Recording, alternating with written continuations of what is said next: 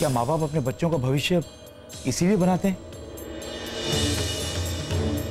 कि बड़े होकर अपने ही माँ बाप के भविष्य पर सवालिया निशान लगा दें? सही कह रहे भाई साहब। जब से ईशान अमेरिका से लौटा है, हमारे घर की खुशियों को तो जैसे ग्रहण सा लग गया है। जिसने पूरी बिरादरी में मेरी इज्जत को उछाला, उसे मैंने अपनी जायदाद से ही नहीं, अपने दिल से बेदखल कर दिया। कोर्ट को जरा बताइए आप कि आपने ऐसा क्या किया जिससे आपके भाऊजी की इज्जत, उनके मान सम्मान को इतनी ठेस पहुंची है। अगर भाऊजी कह रहे हैं तो सही कह रहे होंगे, पर मैं इन बातों से अनजान हूं। पर मैं अनजान नहीं हूं योर ऑनर, मैं आपको बताता हूं।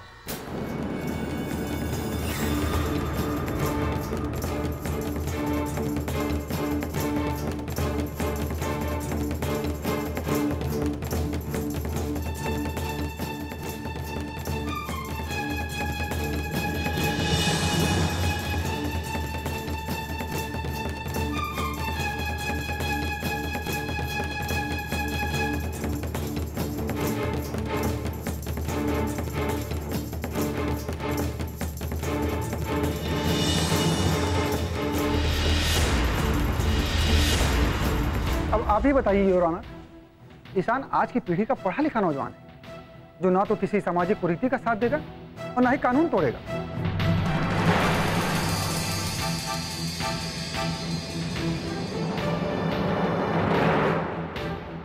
योर ऑनर, यदि ऐसा करके किसी के मान सम्मान और इज्जत को ठेस पहुंची है तो हां, मेरे क्लाइंट ने यह अपराध किया है।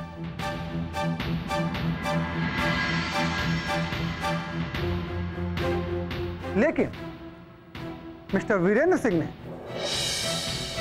उसे अपने प्रोजेक्ट से अलग कर, अपनी कंपनी से अलग कर, अपनी जायदाद से अलग करके उसको सजा भी दे दी।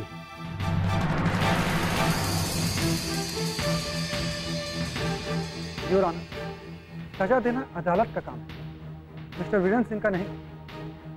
That's all your honour.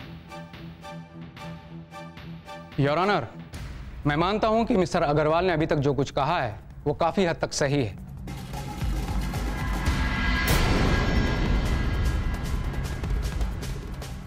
बाप बेटे में किसी बात को लेकर अनबन हो सकती है, वो अलग हो सकते हैं, लेकिन इसमें सजा देने वाली जैसी कोई भी बात नहीं है।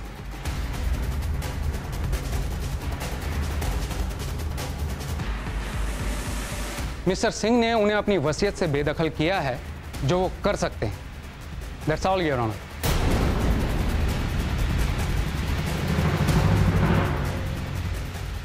बिल्कुल कर सकते हैं, वो अपनी जायदाद और घर से बेदखल कर सकते हैं।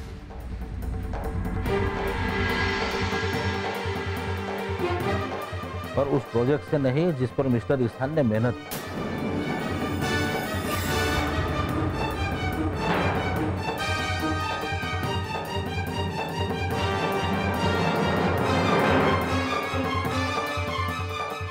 मिस्टर अग्रवाल, आपने इस जिरह में जितने भी तथ्य रखे उसे आप सबूत के साथ इस अदालत में पेश कीजिए, उसके बाद अदालत फैसला देगी।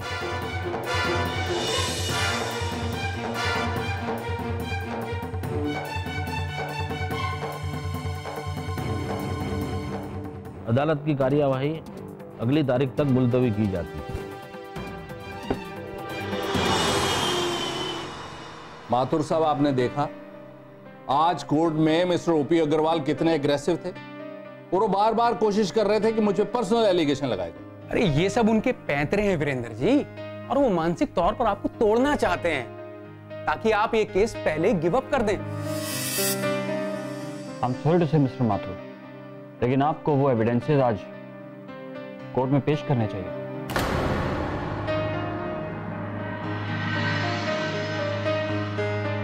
क्योंकि अगर वो एविडेंसेस आज कोर्ट में आते तो पिक्चर शायद दूसरी होती। उसके लिए मैं शर्मिंदा हूं रणवीर जी।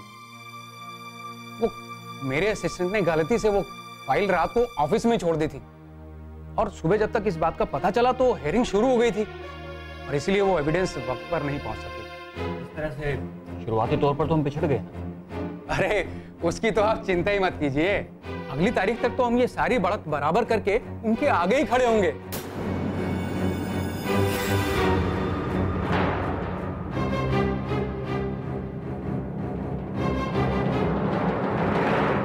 तो इजाजत दीजिए मुझे सिंह साहब। ओके माथुर साहब।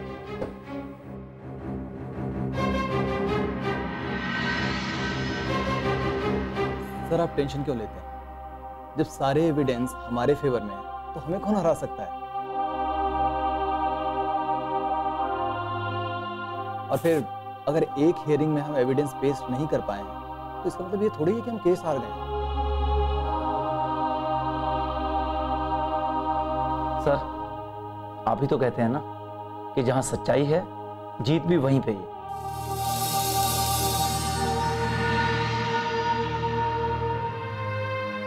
खुश होने दीजिए उन लोगों को, अंत में स्यापा तो इन्हीं के घर में पड़ने वाला है। आप लोगों की बातें हौसला तो बहुत देती हैं, पर सच्चाई ये है कि आज के दिन हम पीछे हैं।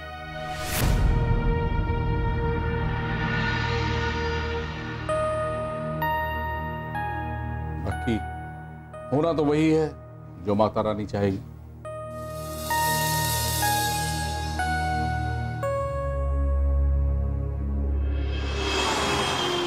देखा शान, मैं कह रहा था ना कि मिस्टर अग्रवाल अगर कह रहे हैं तो वो ऐसा कर भी देंगे। और आज देखो पहली ही तारीख में सारा केस सॉल्व हो गया और डैम प्रोजेक्ट हमारी झोली। हाँ टोनी, और ये सब तुम्हारी वजह से हुआ है। आई डोंट नो, अगर तुम नहीं होते, हमारी हेल्प नहीं करते तो ये सब कैसे पॉसिबल होता। तुम लोग तो आज ऐसे खुश हो रहे हो जैसे हम लोग केस जीत गए। अभी तो केस की अगली तारीख पड़ी है, पूरा केस बाकी है। माना हमारे लॉयर का पलड़ा भारी था, केस को स्ट्रांगली हैंडल किया कोर्ट में, लेकिन समय से पहले जीत की खुशी मनाना ये अच्छी बात नहीं है। ईशान तुम इतने बेवकूफ तो नहीं हो सकते जो ऐसी बचकानी बातें कर रहे हैं। आज कोर्ट में उनका हाल देखकर तुम्हें नहीं लगता कि एक्चुअली टोनी, तुम्हें कोर्ट के बाहर बाबूजी से उलझना नहीं चाहिए था। क्या जरूरत है उनके साथ जुबान लड़ाने की? ईशान प्लीज, वो तुम्हारे बाबूजी हैं, मेरे नहीं। और आज कोर्ट में वहां तुम भी मौजूद थे। बात पहले तुम्हारे बाबूजी ने शुरू की थी तो मैं चुप क्यों रहूं? ईशान वो तुम्हारे बाबूजी थे इसलिए मैं ज्यादा बोला नहीं, वरना। खबरदार टोनी, मेरे बाबूजी के खिलाफ बोलने से पहले 1000 बार सोच लेना। मेरे बाबूजी ने मेरे साथ भले ही कैसा भी सुलूक किया हो, लेकिन मेरे लिए मेरे बाबूजी मेरे आदर्श है, मेरे गुरु है। ईशान, अरे इसकी हिम्मत कैसे हुई मेरे बाबूजी के खिलाफ बोलने की? टोनी, ईशान प्लीज बैठ जाओ, प्लीज बैठ जाओ। हम लोग ऐसी छोटी छोटी बात पे आर्ग्यूमेंट करेंगे तो दिस इज नॉट राइट। हम लोग एक हैं, हमें आपस में फ्रिक्शन नहीं रखना चाहिए। देखो ईशान, तुम चाहे कितने भी नेगेटिव क्यों ना हो जाओ, लेकिन हमारी जीत पक्की है। तो पक्की क्या, बल्कि ये समझो हम जीत ही गए। मतलब तुमने बाबूजी के लोगों को? हाँ, खरीद लिया मैंने सबको। टोनी, मैंने मना किया था ना तुम्हें ऐसा करने के लिए। ईशान, तुम्हें क्या लगता है तुम मना करोगे और मैं मान लूंगा? ईशान, इतने दिन तुम्हारी चली है, अब मेरी चली।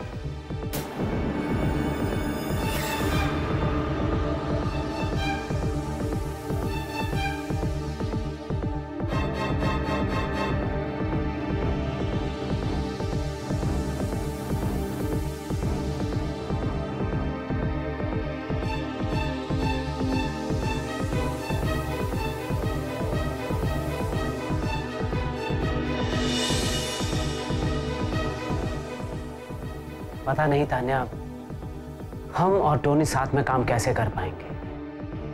तुम टेंशन मत लो ईशान।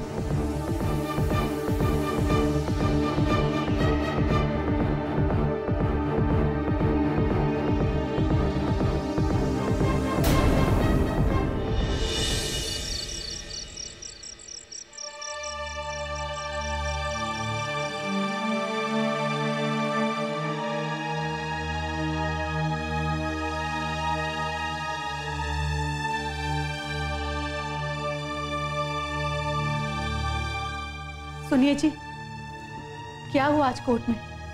ईशान आया था वहां?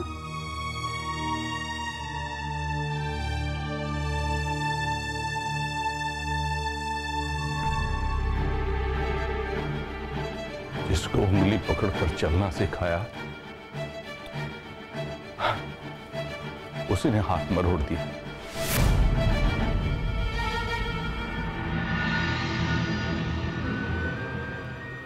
जानती हो सुखी, उसके वकीलों ने क्या कहा कि मेरी कंपनी मेरी अपनी मेहनत की नहीं है, लोगों की मेहनत की कमाई से बनाई।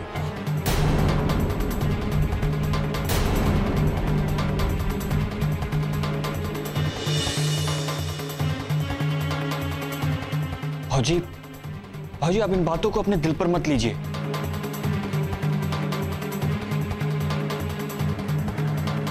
तो जानते हैं ना कि कोर्ट में ये सब। कौन कह रहा आपसे ये सब कुछ? किसने कहा है? मुझे बताइए, बताइए मुझे, मैं उसका मुंह नोच लूंगी।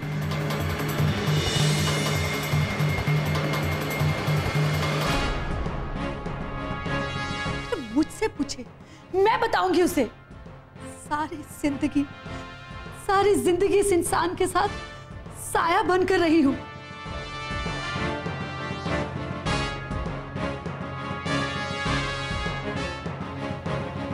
कैसे एक एक बूंद सींच कर खड़ा किया है इस पेड़ को। कि दूसरों पे क्या गिला करना, उनको क्या कहना, वो कौन से हमारे अपने?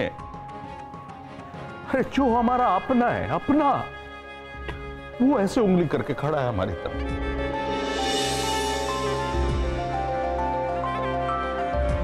दूसरे से क्या गिला करे? हे भगवान, क्या यही दिन देखने के लिए माँ बाप औलाद मांगते हैं तुमसे?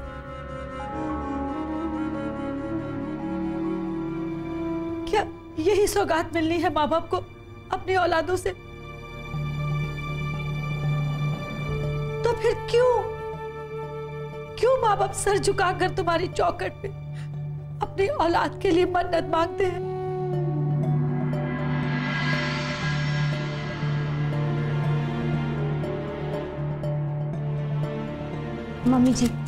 मम्मी जी संभालिए खुद को, सब ठीक हो जाएगा। हाँ मम्मा, आज तो अभी पहली तारीख थी। अभी आज हमारे वकील कमजोर जरूर पड़े, लेकिन आप फिक्र मत करें, मैं सब ठीक कर लूंगा। हाँ, वो बिगाड़ता रहे और तू ठीक करता रहे। रणधीर ठीक कह रहा है सुखी, सब ठीक हो जाएगा। अभी तो केस शुरुआत हुई है, अब अभी कोई फैसला थोड़ी हुआ है। हम ये केस जरूर जीत जाएंगे। नहीं बाबूजी,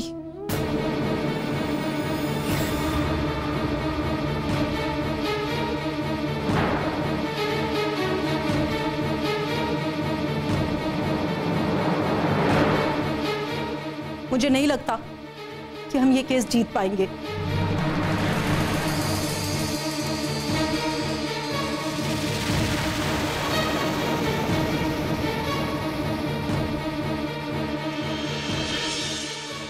तू क्या कह रही है पुत्र? सही कह रही हूँ बाबूजी, वही कह रही हूँ जो सच है।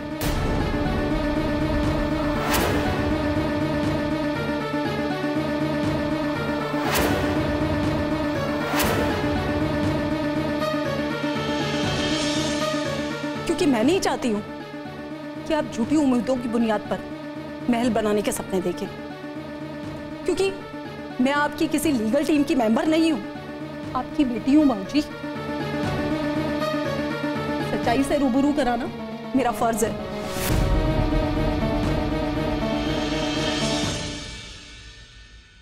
जिस तरह आज हमारे वकीलों ने मिस्टर अग्रवाल के सामने घुटने टेके हैं ना, मुझे नहीं लगता कि हम ये केस जीत पाएंगे। पर हमारे वकील तो इस बारे में श्योर हैं कि हम ये केस जरूर जीतेंगे। वो श्योर नहीं है रणवीर, सिर्फ आप लोगों को अश्योर कर रहे हैं ताकि आप लोगों के पास अपने बचाव का कोई रास्ता ही ना बचे। और कल केस हारने के बाद ना वो 2 शब्द कह देंगे, वी आर सॉरी, हम लोगों ने बहुत कोशिश की। लेकिन पुत्र वो ऐसा करेंगे क्यों? वो ऐसा करेंगे नहीं बाबूजी, उन्होंने ऐसा कर दिया है। आज जिन पॉइंट्स पर हम कमजोर पड़े, आपको क्या लगता है उनको इन पॉइंट्स की तैयारी करके नहीं आना चाहिए था?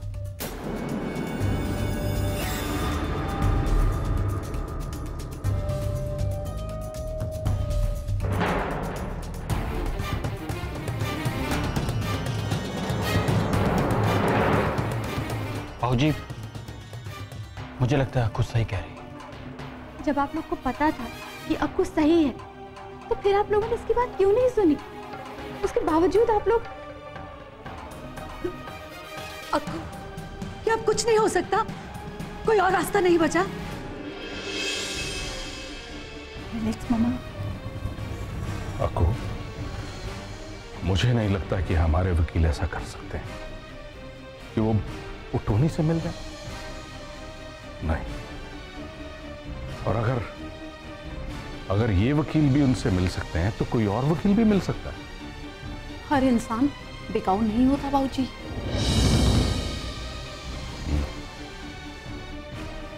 खैर, इस मामले में हम बाद में बात करेंगे। रणबीर,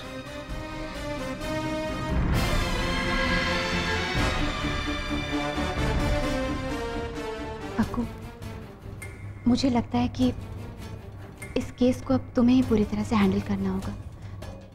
देखो अक्कू, एक तुम ही हो जो अब हमें सही रास्ता दिखा सकते हो। और बाबूजी और रणबीर से मैं रिक्वेस्ट करूंगी कि वो इस केस का सारा दारोमदार तुम्हारे कंधों पर डाल दें। मैं जानती हूँ तुम जी जान से मेहनत करोगी और हमें जीत दिलाकर रहोगी, है ना मम्मी जी?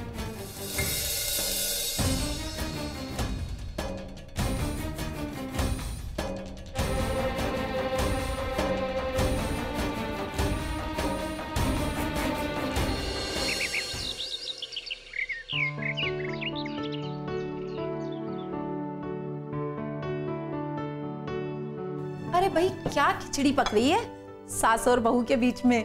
पुत्र, माँ बेटे के बीच में क्या खिचड़ी पकेगी? अकेली बैठे बोर हो रही थी तो सोचा इसके पास आ जाऊं। तेरे हाथों में क्या है? मेहंदी।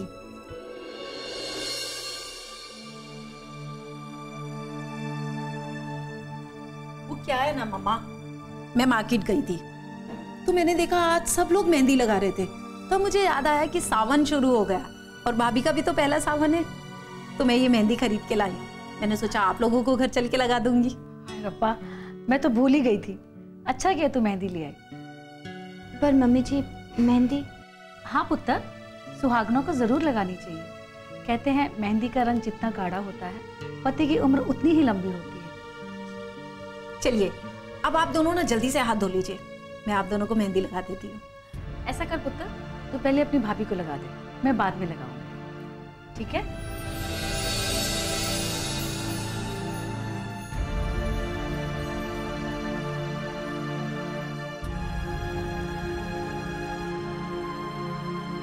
चलिए भाभी, आप जल्दी से हाथ धो लीजिए, फिर मैं आपको मेहंदी लगाती हूँ और मैं भी ना तब तक 2 मिनट में फ्रेश होके आती हूँ।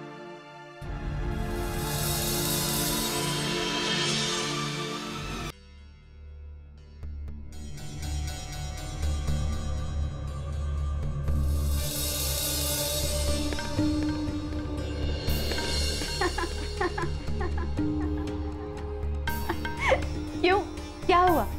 मेहंदी लगाने जा रही हो? हाँ, क्यों नहीं लगाऊंगी? मैं शादीशुदा हूँ, सुहागन हूँ। सुहागन? अच्छा, किसकी सुहागन हो तुम सिमरन? मैं रणबीर की? हाँ, मतलब नहीं। अच्छा, तो ईशान की सुहागन? हाँ। नहीं सिमरन, पहले ये तो तय कर लो कि तुम किसके नाम की मेहंदी लगाने जा रही हो। जब मेरी शादी रणबीर जी से हुई है तो मेहंदी भी उन्हीं के नाम की लगाऊंगी।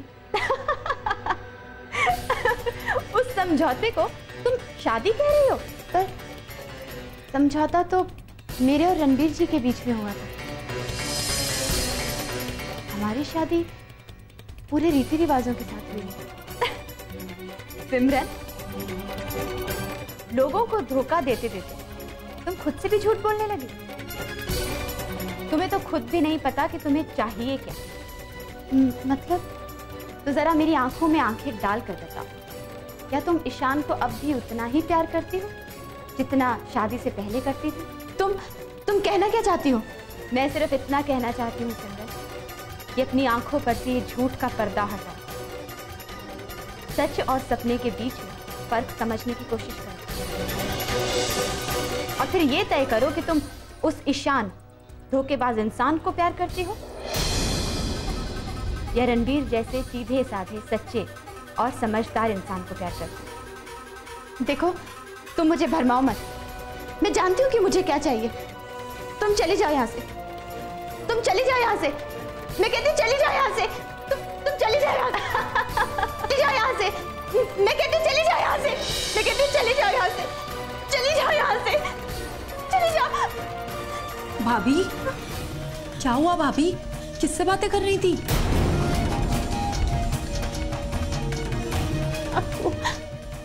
मुझसे अब और नाटक नहीं होता। मैं ये मेहंदी नहीं लगा सकती अक्कू। भाभी, मैं जानती हूँ कि आप किस दुविधा में हैं। भाभी, आपने पहले भी तो इस घर की खुशी के लिए बहुत कुछ किया है, तो आज भी ये मेहंदी लगा लीजिए माँ बाबू की खुशी के लिए। और अक्कू, भाभी वैसे भी ना रणबीर को मेहंदी बहुत पसंद है। आपके हाथों में लगी हुई देखेगा ना तो बहुत खुश हो जाएगा।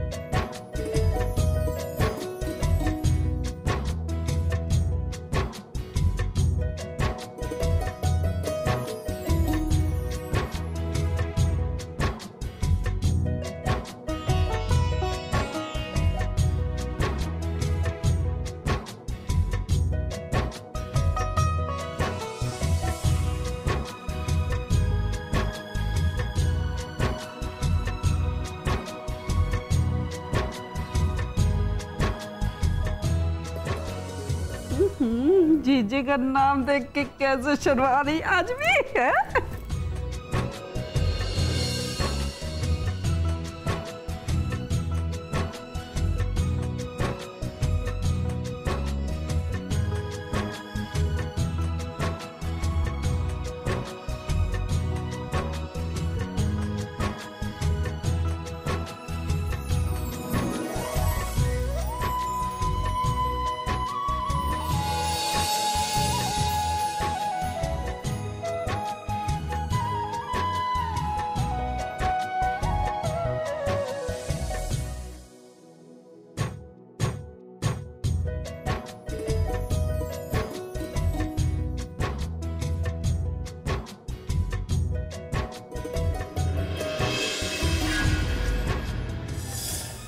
पिछले कुछ महीनों से वो सब कुछ हो रहा है जो नहीं हो सकता,